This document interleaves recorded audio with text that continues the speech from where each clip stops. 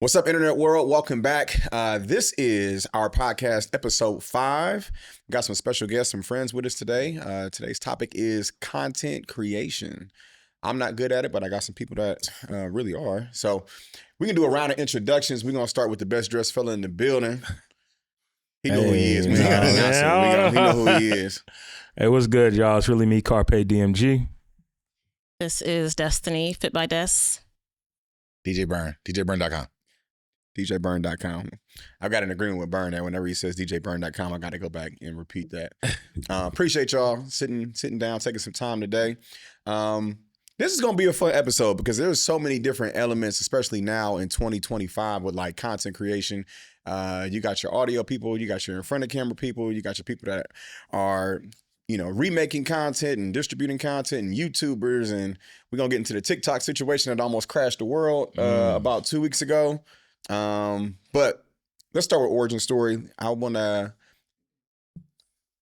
figure out how did you guys kind of like get into this space. So, I'll start with Burn to my right.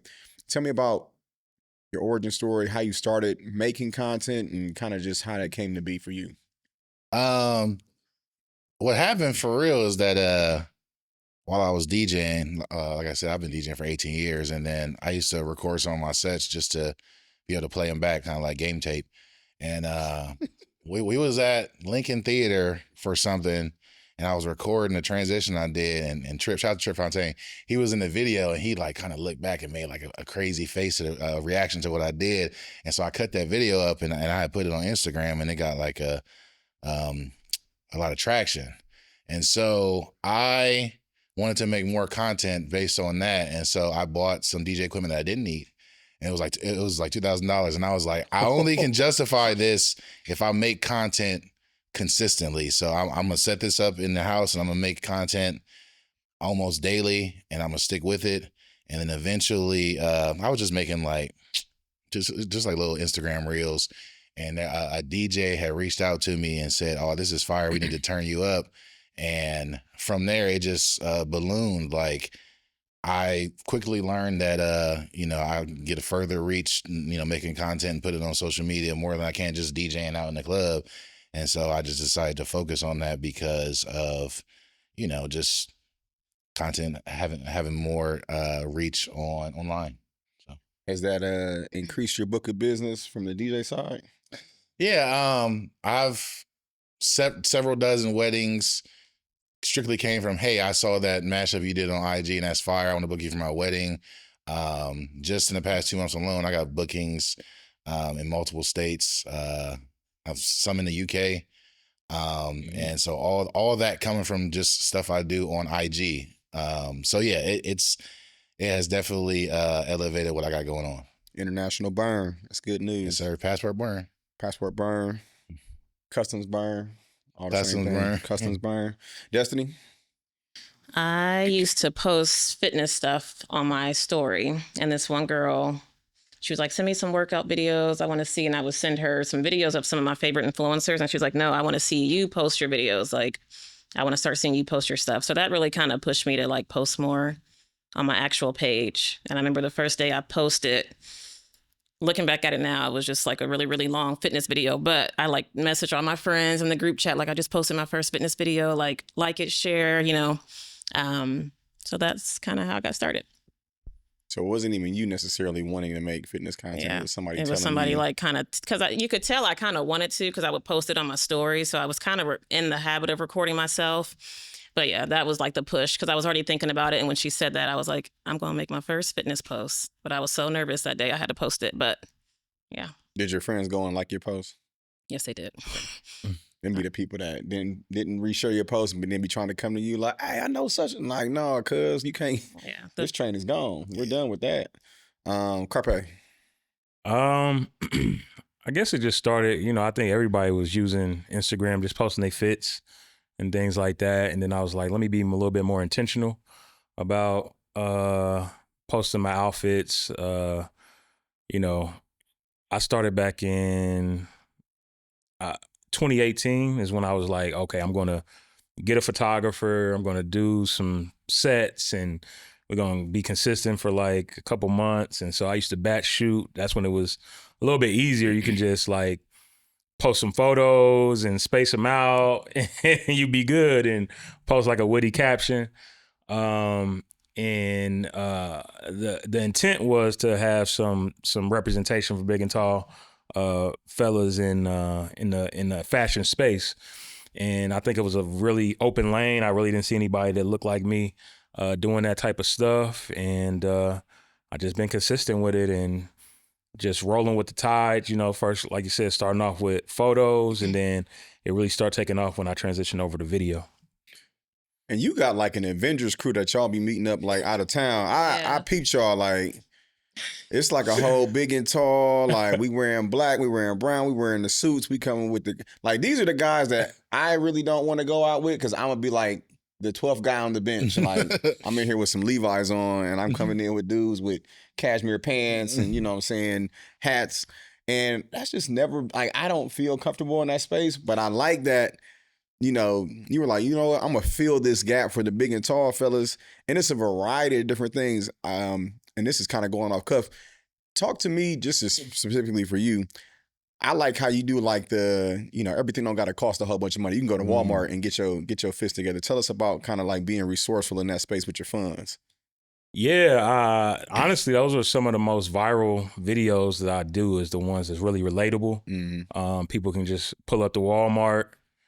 I've been just going in there, seeing what I could find and really styling it. I think that people, you know, think that you got to spend a whole bunch of money to look fly, look fresh. But I like to do high-low fashion. And really, it's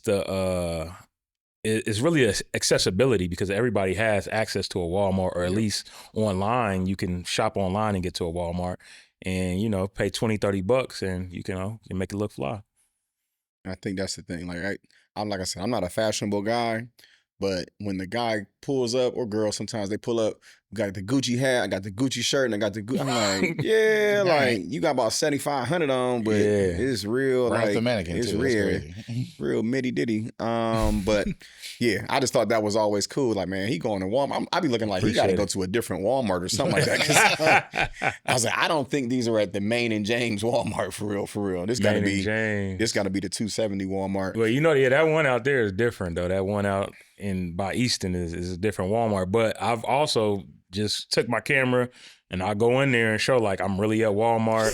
I'm really like just like trying to figure it out and like put something together. And so because, you know, online it's a little different. You really got to like look through it. But if you go in there and see something fly, you know, make something happen. Make something good. I'm gonna go to Walmart after this. Try to get it together.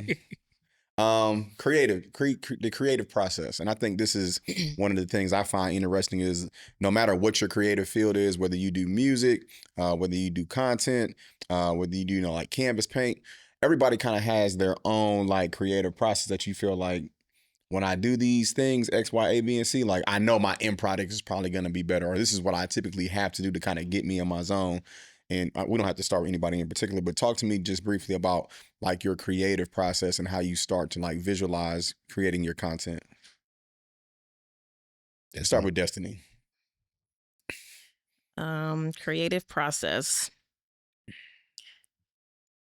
I like to make posts that are relatable for people, like something that they can easily save. So simple workouts, but also I know my workouts can be kind of complex, but I guess my creative process, finding just what works for me and my audience. So like if it's me doing a get ready with me in my bathroom and I know that those videos do really well, I'll kind of stick with that and like get my music going. I like to dance and stuff in my videos. So just kind of getting my music going with my laptop.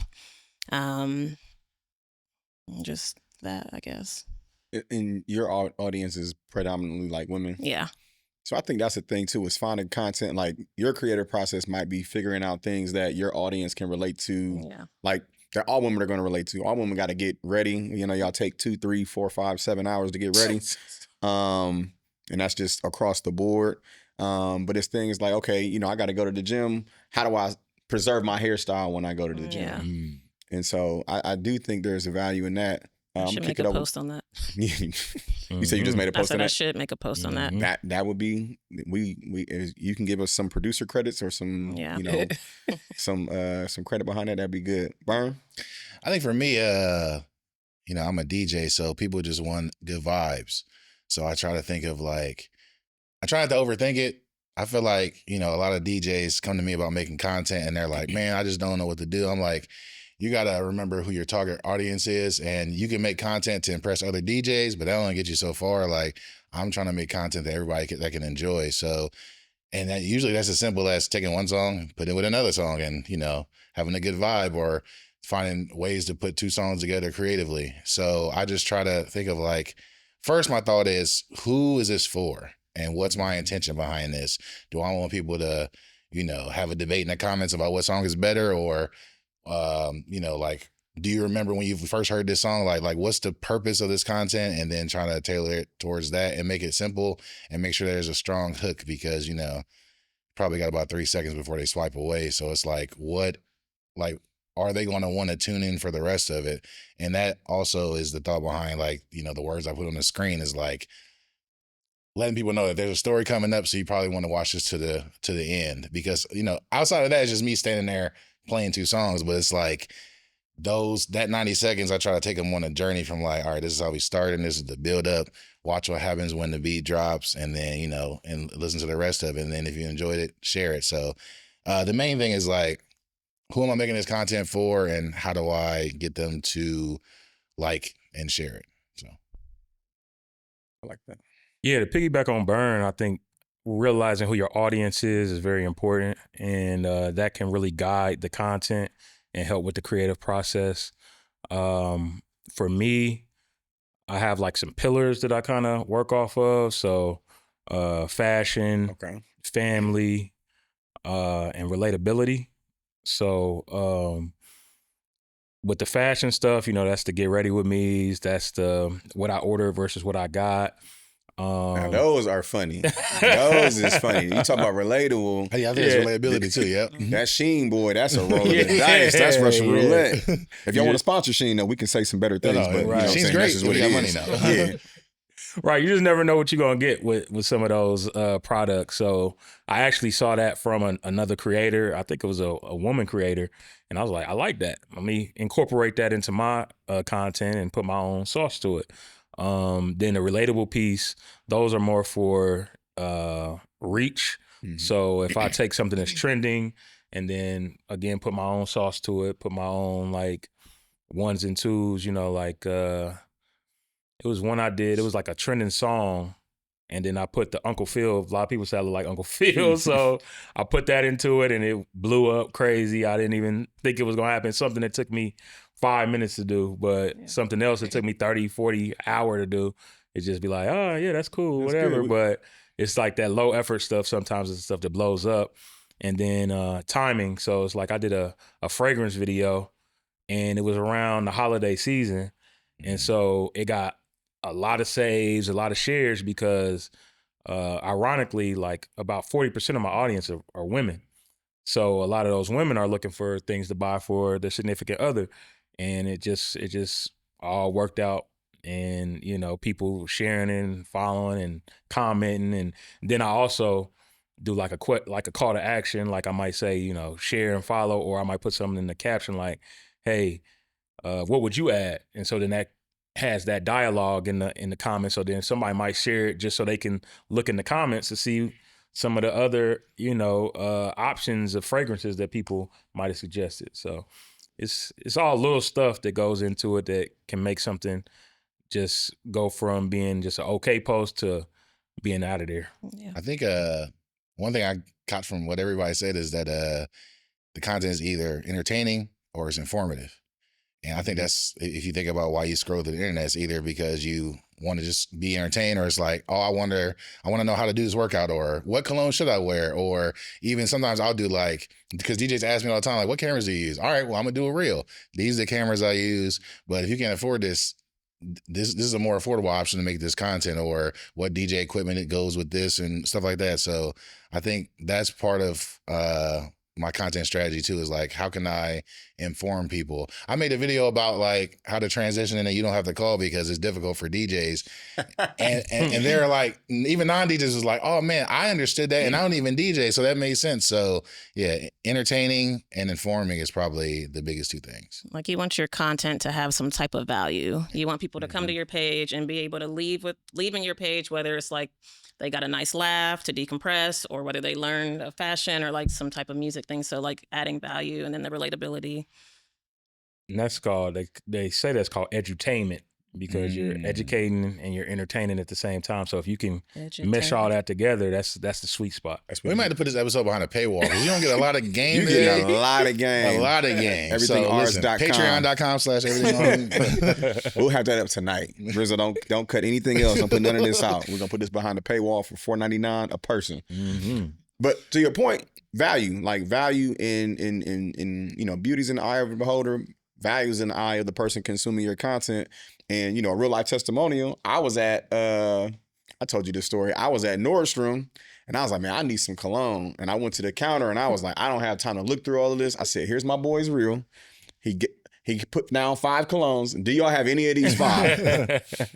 We ran through those 5. He was like, we ain't got all 5. We got these 3. I said, okay, cool. What's the price? Gave me the price. I ain't like it.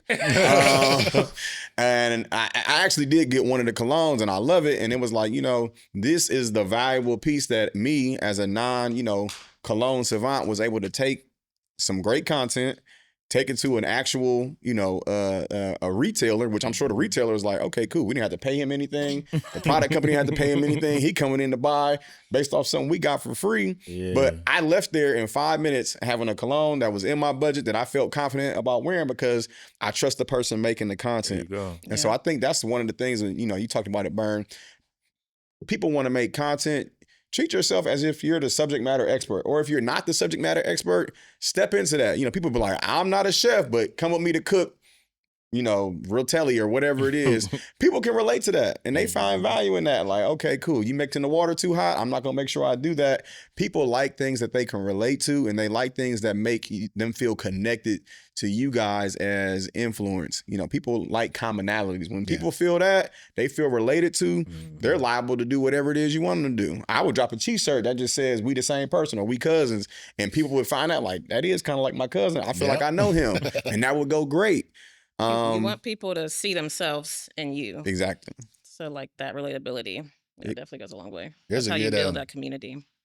A good example of this is that in the summer I made 2 different shirts, and I did this on purpose because I wanted to see how it go. One said, "Good music makes my heart warm," and one said, "Can I play a song for you?" One had my picture on it, and one didn't.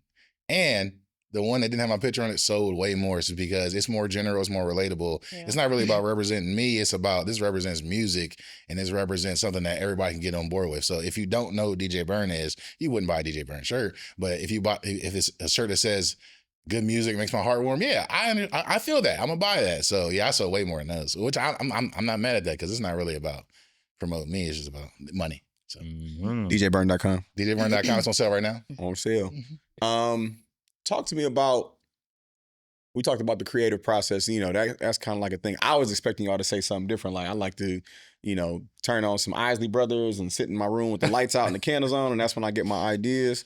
I do have to turn myself up a little bit for some of my videos, just so I'm just like in a certain mood. Cause sometimes you're not always in the mood to record content. Like, it's a whole ordeal. So you do have to kind of hype yourself up depending on what you're doing. But yeah. I'm glad you said that.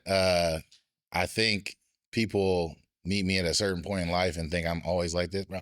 I never used to like speaking in public. Yeah. I used to have a crazy stutter. I still do sometimes, but I do this because it's necessary for what I want to do. So if you feel like you're shy, you don't want to be on camera, here's a hint. Nobody likes the way they sound on a mic and nobody likes the way they look on the camera.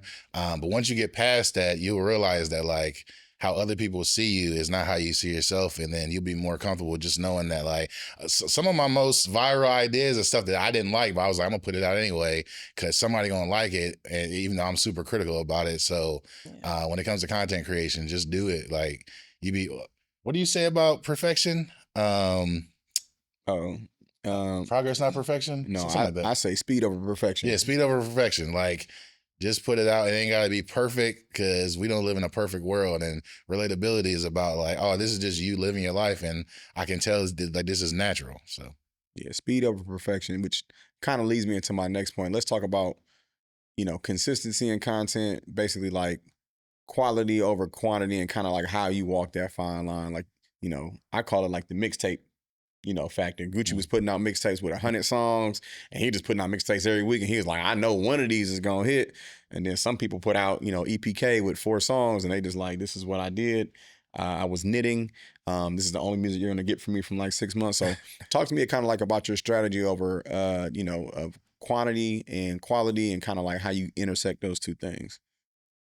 Well, for me, I think it was 2022 is when I just when things started to take off, when I got some traction on my social media pages, and I really was just being consistent. Like I did a get ready with me.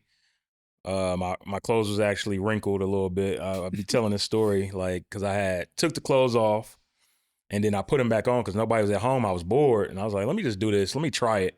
And then I posted it on TikTok, and at that time I had like 150 followers on TikTok, and posts used to do like 300 views, and I'm like, oh, okay. So I woke up, and I was like, I posted it, and I woke up, and it was like at 1,000 views. I'm like, oh, okay. And then later, and then it just started bubbling like to 10,000 views, and then I was getting 1,000 followers, then 10,000 followers. I'm like, okay, so they like this content. Yeah. And so rather than me like, man, let me think of something else that can, go crazy. I'm like, nah, let me do these get ready with me. Yeah. Like, this is what y'all like. I get dressed every day, so that's what I'm about to do. This is easy, you feel me? So I was like, every day I was just posting out get ready with me. My old lady was salty at me because I'll be in the car like editing and doing my voiceover. I'm like, yeah, go ahead into the party. I'll be up in there, you know what I'm saying? Or like I'll be at my son's practice, and I'm walking around editing videos. Like I was just obsessed because I was like, I gotta get this content out. Now today, I'm not as like, I don't think consistency is every single day you have to show up and post, because to getting at your question, it's about the quality.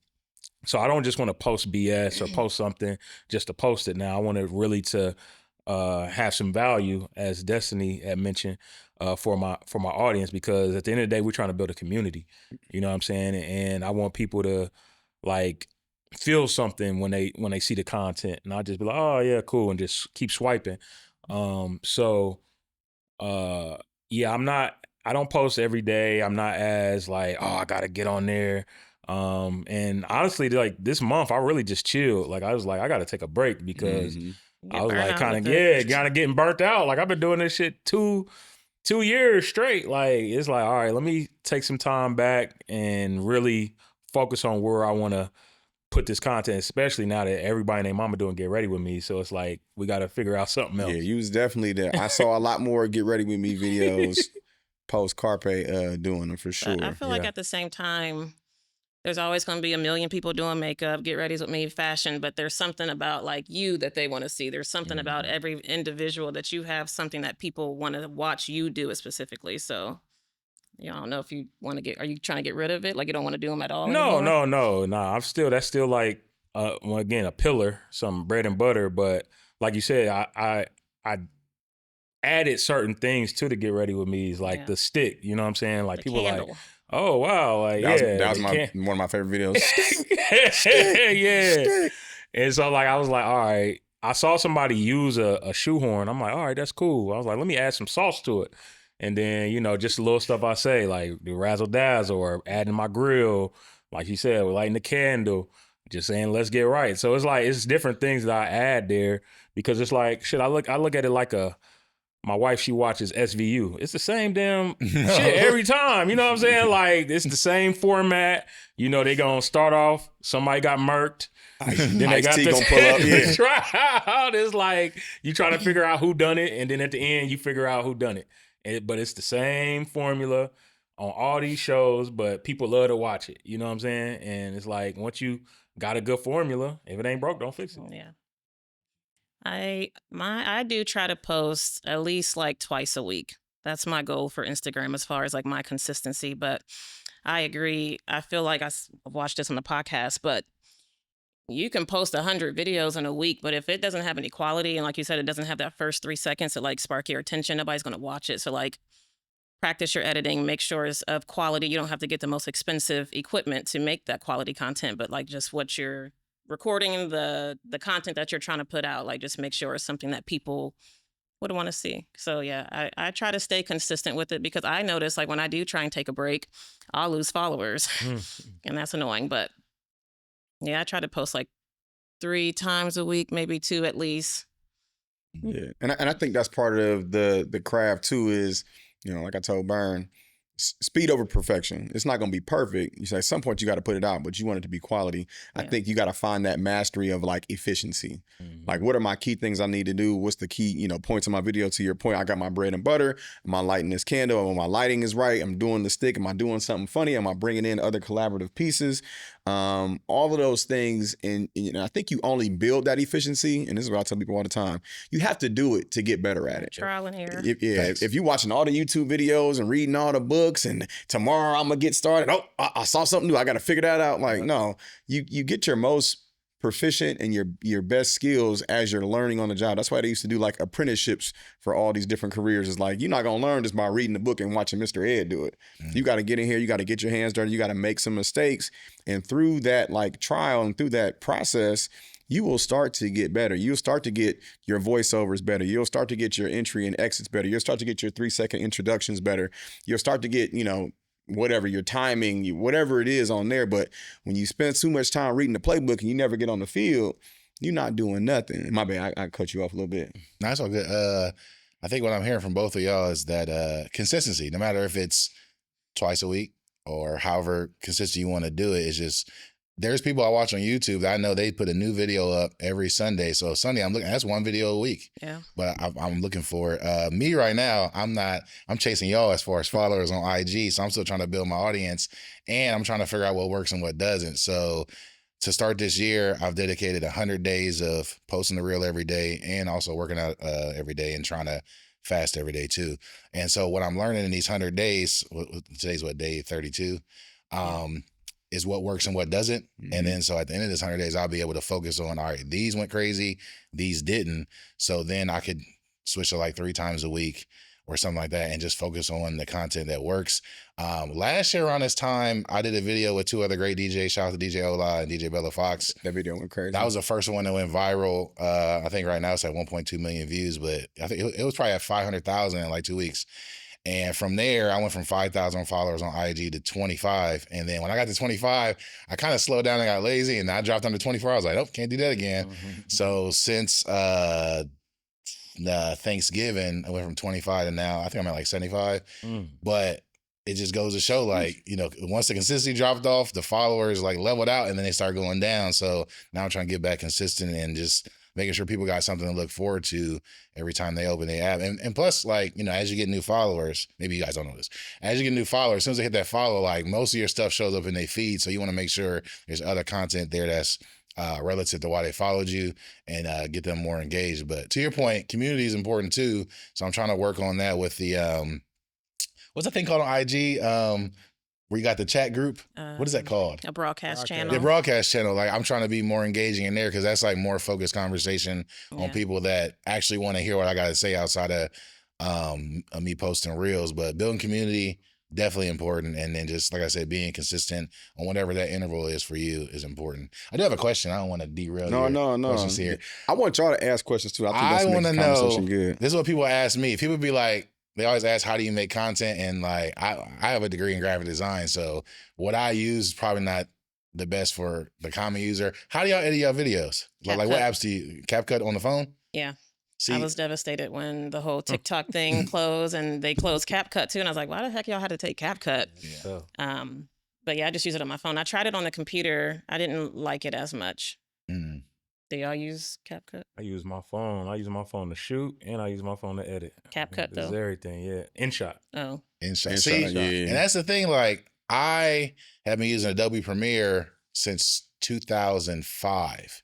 And so I'm used to sitting in front of a screen, the bigger the better, and using the mouse. I try to use I like CapCut on the that phone. I'm like, I can't do this. So it's like, I might I, need you to show me how to use it on the computer because I like to do that too. I don't like to just be on my phone all day. Like you said, we're constantly recording on our Yeah. phone, editing on our phone, using our phone to pay bills and do whatever. So I do like to like work and like make it seem separate to where it's like I'm on the computer. maybe you can try it on the iPad. Like maybe that's a good happy medium between a full computer and doing the mobile side of it. But yeah, it just, I guess just use whatever, try something and figure out what works for you and what's convenient for you and like what's like once again easy to replicate. Because I have, I think 5 computers in my house. They all have Adobe Premiere on it, and I got my DJ laptop. So if I'm somewhere, I could just pull that up real quick and edit on there. So it's just more accessible. I'd rather do that than look at my phone and be like, I don't even know how to edit the timeline like that. I'm like, it's easier for me than drag and drop with a mouse. So I was always curious on how That's people. like your real job though. Yeah, You know what I like- mean? So you probably are different from like your average But- person like me. But people be like, I'm kudos to y'all for doing that on your phone because I can't do it. So. Now Canva, I like to be on the computer when I'm Don't on. steal my line. That's the only thing I got to contribute to the You said, conversation. Canva. I felt like you were about to say that. As the certified Canva professional person paying $12.99 a month and actually attending got the pro package. I got the pro package. Oh, So pause. to your point, major pause. Sheesh. To your point, That's crazy. you can do stuff on Canva on your phone. Like Canva's got a lot of great features. It's really more so we talked about this on the DJ episode, like, but more technology, you know, things kind of get easier to kind of open the playing field. I'm not a graphic designer. I said, but I am a creator to a certain degree. Like I can use Canva and kind of get busy. If it's something that's like moderate or a light change, I can do it on my phone.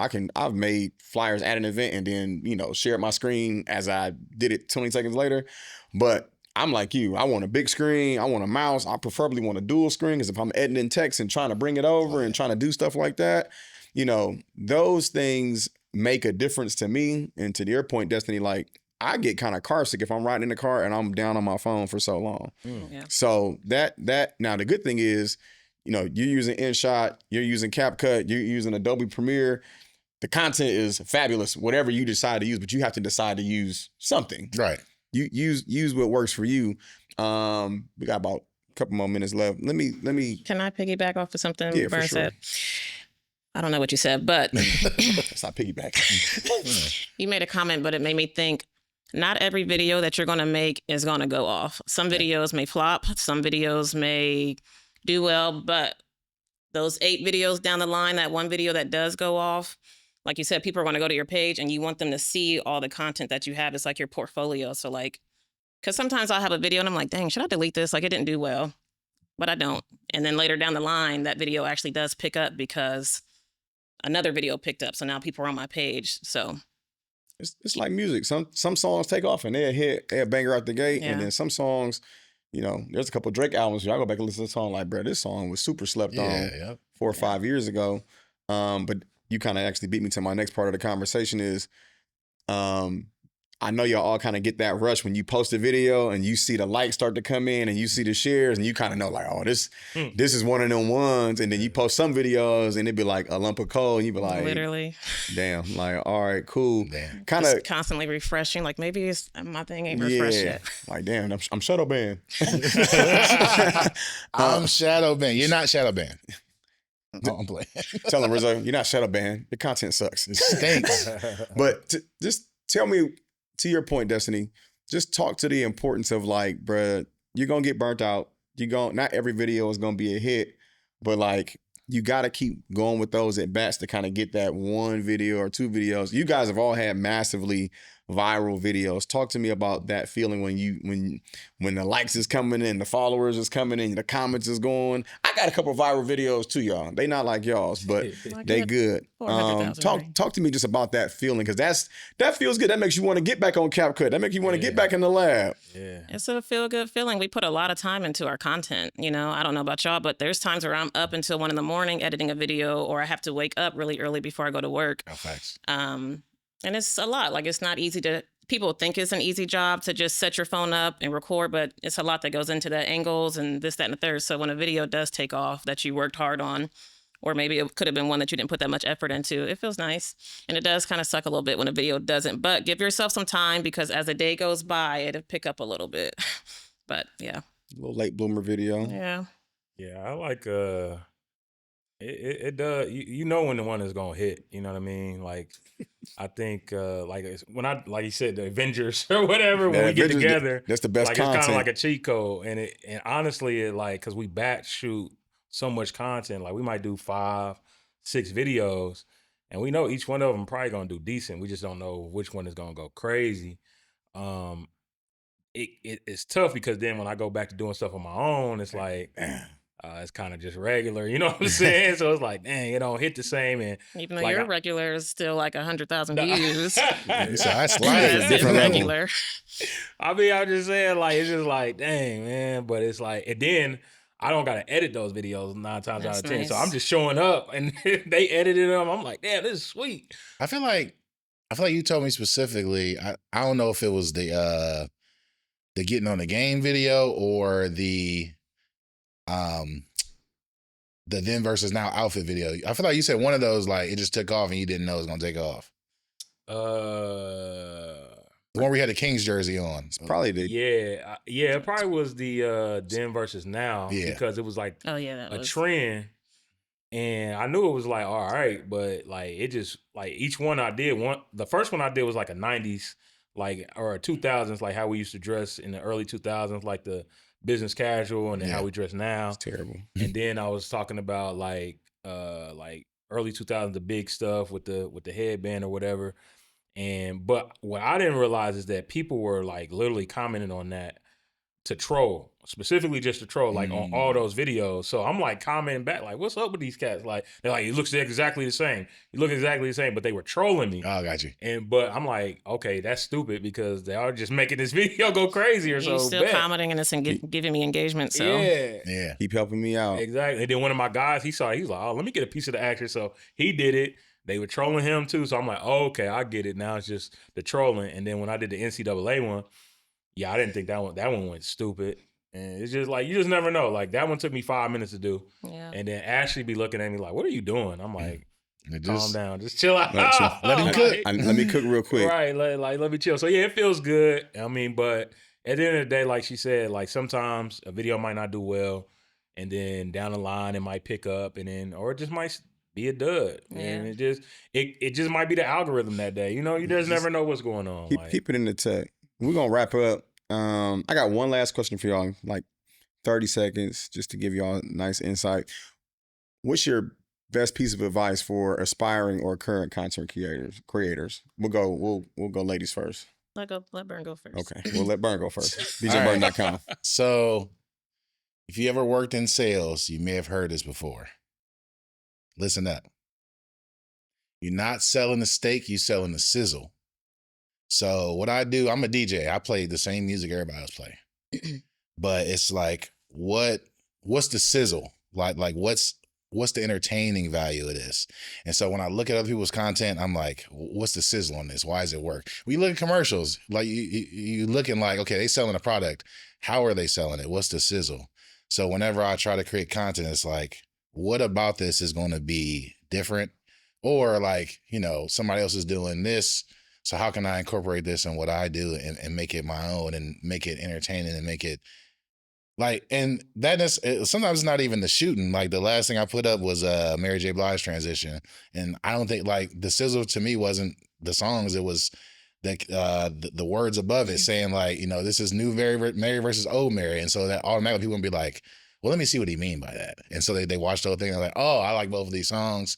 So yeah, I feel like that's important. Is like, you're not selling the steak, you're selling the sizzle. And remember that. You've been Applebee's and the fajitas come by. Them fajitas is mid. But when it's sizzling, you're like, damn, I should have ordered that. That's the sizzle. It's like the salt guy. Yeah, like salt. Nah. I'm sure that steak is probably good though. Yeah. Destiny, your 30-second message to content creators. My advice would be to just really build your community, because your community is going to be what takes your followers to the next level. So being relatable, having content that's of value, transparency, so they can feel like they can relate to you as well, and communicating and listening to your audience. Like you said, somebody said something like, I want to see you do this, and you listened and you did that. And communicating, I like to respond to all my comments on my DMs. I just like to make it seem like I'm not so far out of reach. Like I want people to really feel like they know me, like from my page, like, and that's what that building that community is. So I would say that, and just doing what you enjoy, because like I said, you won't get paid for this right out the gate. So you do want to enjoy the content that you're creating and just being natural with whatever you're doing, not forcing anything. Last one, big fella. Yeah, I'll 30 say seconds of wisdom. I'll say be consistent, be authentic, and be relatable. Those are very important when you're starting off, you know what I'm saying? And just post the content. You know what I mean? Just do Just it. post it. Like it could be, you might think it's trash, you might think it's mid, but if you look at my first ever reel and the stuff that I'm doing now, you can like, dang, that came a long way. Yeah. Like I think my first reel was me posting my favorite sandals or something like that. And I Yeah. posted in app, no editing, and it was trash. You know what I'm saying? Like totally trash. The lighting was bad. I posted on Android. I'm like, oh man. But you get better. Like they said, at 10,000 hours, the more you post, the more consistent you are, the more you get inspiration from others, Mhm. you're gonna get better. And being authentic. So choose something that you really like, because if you try to do I don't know, fashion content, but you really into fitness, then it's like, People can pick up on that. Yeah, like they like- can tell if you're trying to be the funny guy, but you're not really a funny person. You just it can be cringy, and it just isn't super natural and authentic to who you are. exactly. Like I'm seeing a lot of people like now it's like the talking head stuff. Like people just everybody want to give advice. Like, bro, I don't connect with you like that. Like you got to Yeah. figure something else out. So just stick to what you're good at, because it's going to really show in the content, and it's going to be easier. Because like burnout is real. Even if it's something that you really enjoy, you're going to get burnt out eventually. So at least be it something that you really enjoy. And yeah, I think that's it. Can I say one final Wha- 5 seconds? Plan Plan your content out, because it is hard. Like, if I want to be a content creator, try to like get on a schedule with yourself sometimes. Like, okay, I work all day on Monday. I got to watch my kids on Tuesday, Wednesday. I have 2 hours to do this video. Like that will help you, because life does happen fast. And before you know it, the week has passed and you haven't got that content that you really want to push. So planning your content as well, planning your life around the days you want to film. Planning, consistent sizzle. Wise Community. words. Fajitas. Just think fajitas. That's the Fajitas. future though. Can we talk about that or no?